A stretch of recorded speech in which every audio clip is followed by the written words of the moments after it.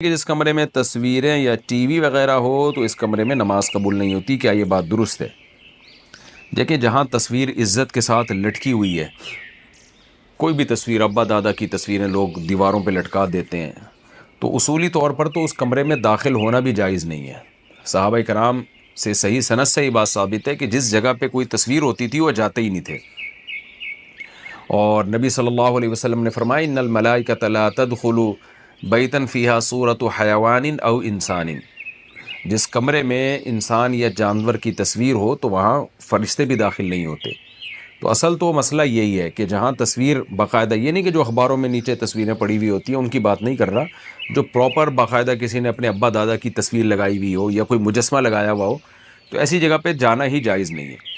لیکن بہت سے علماء کا موقف یہ ہے کہ اب اس میں ابتلا بہت زیادہ ہو گیا۔ ابتلا کا مطلب اب اس سے بچنا تقریباً ناممکن ہے، یعنی اتنا لوگوں نے گھروں میں تصویروں کا استعمال کرنا شروع کر دیا ہے کہ اگر آپ اس عمل سے اجتناب کریں کہ کسی کے ایسی جگہ پہ جائیں نہیں جہاں تصویر لٹکی ہو، تو پھر بہت زیادہ حرج ہے اس میں۔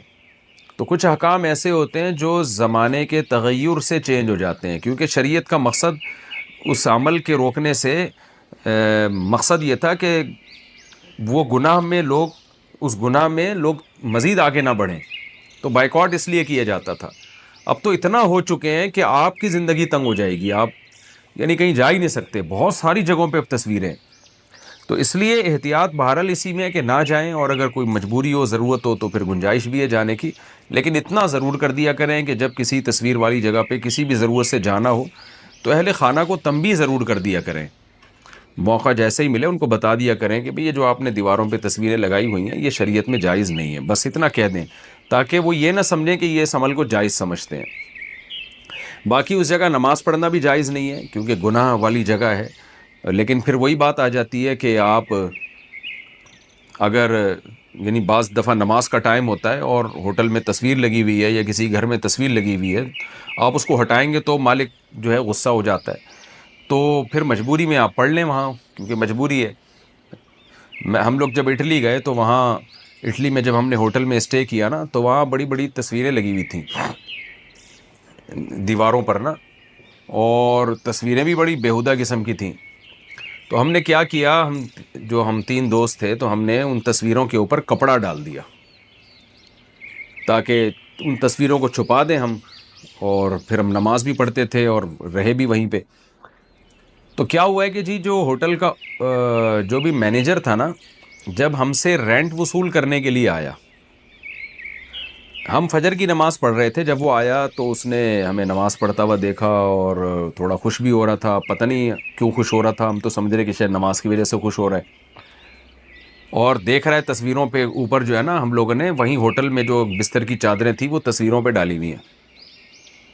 اچھا، نماز کے بعد میں نے اس کو دیکھا تو مجھے کہتا ہے یوں ہے ایسے ویلڈن ویلڈن، کہ یعنی آپ نے گویا بڑا، مجھے ایسا لگا کہ انگلش بھی نہیں آتی تھی اس کو، وہ اٹلی زبانی اٹالین ہی آتی ہے اس کو، تو اشاروں سے بات کر رہا تھا کہ جی ماشاءاللہ، مجھے ایسا لگا کہ ہمیں اپریشیٹ کر رہا ہے کہ آپ نے تصویروں پہ جو ہے نا یہ کپڑا ڈال کے آپ عبادت کر رہے ہیں۔ تو ہم تو بڑے خوش ہوئے، ماشاءاللہ دی، کتنا اچھا غیر مسلم ہو کے بھی ہمیں اپریشیٹ کر رہا ہے کہ آپ نے تصویریں چھپا دی۔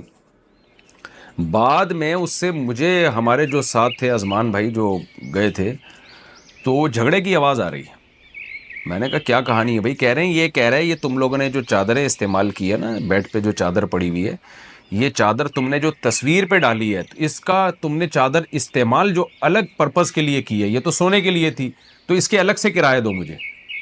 تو میں نے کہا واہ واہ، تبھی وہ ویلڈن ویلڈن کر رہا ہے۔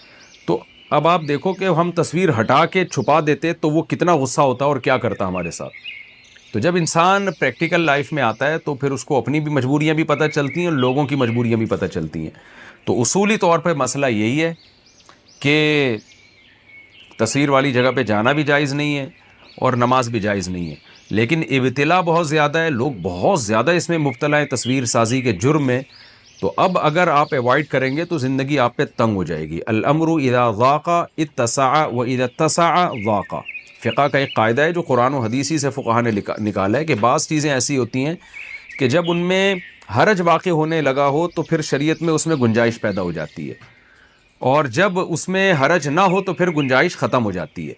تو تصویر کا مسئلہ بھی انہی مسائل میں سے ہے کہ ابتلا بہت زیادہ ہے. تو حتی الامکان کوشش کریں ایسی جگہ پہ نماز بھی نہ پڑھیں اور جائیں بھی نہیں. مجبوری ہو تو پھر گنجائش ہے، اللہ سے امید ہے کہ گناہ نہیں ملے گا. جناب عاطف خان، اصل مسئلہ تو شریعت میں یہی ہے کہ اگر کوئی جاندار کی پرنٹڈ تصویر، جو پرنٹ تصویر ہوتی ہے، وہ اگر کہیں دیوار پہ لگی ہے یا کہیں رکھی ہوئی ہے تو اس جگہ پہ نماز پڑھنا مکروہ تحریمی ہے، جائز نہیں ہے.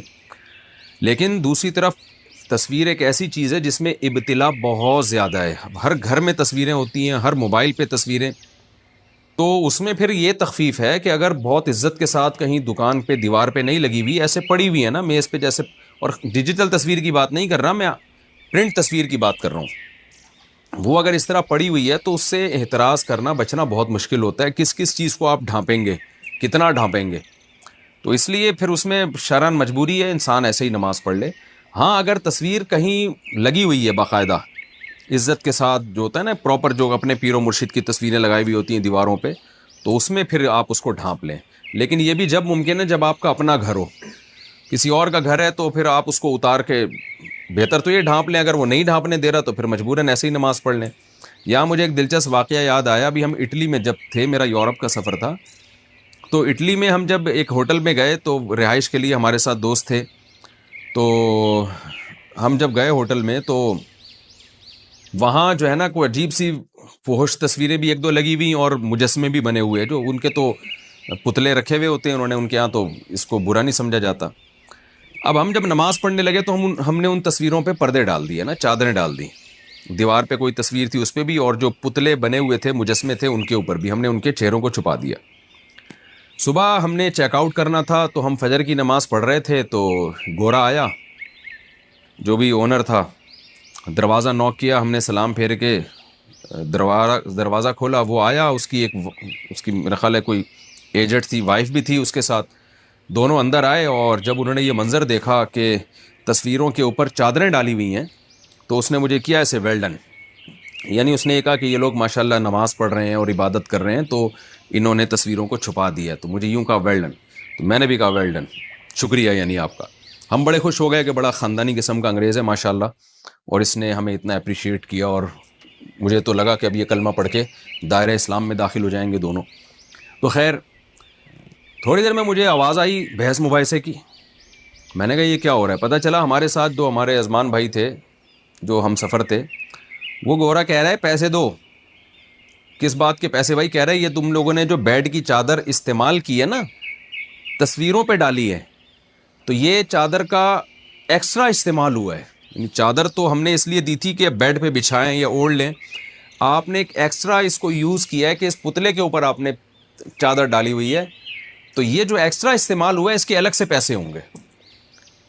تو ہم نے کہا یہ دیکھو یار ان کی حرکتیں دیکھو کہ ہم نے چادر گھس گئی ہے کیا تمہاری، ہم دوبارہ اتار کے ڈال دیتے ہیں یار اس کو بیڈ کے اوپر. اتنی دیر بحث کی ہے. تو وہ بھی ہمارے دوست تھے، انہوں نے بھی کہا سوال